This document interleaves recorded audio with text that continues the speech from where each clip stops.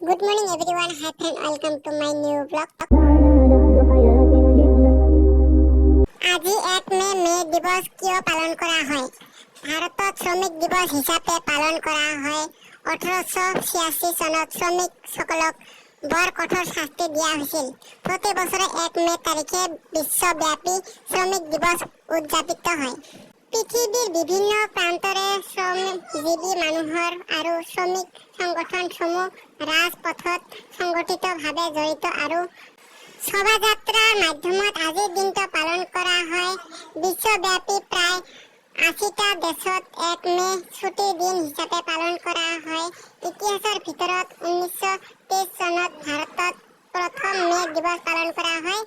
আমেৰিকাৰ চিকাগোত 4জন সাধাৰণ মানুহ আৰু 7জন পুলিচ প্ৰাণ হাৰায়। এইবোৰ ঘটনাৰ বাবে মে দিৱস হিচাপে আজিৰ দিনটোক পালন কৰা হয়। তেনেহ'লে ভিডিঅ'খন ইয়াতে আমি সমাপ্ত ৰাখিলোঁ।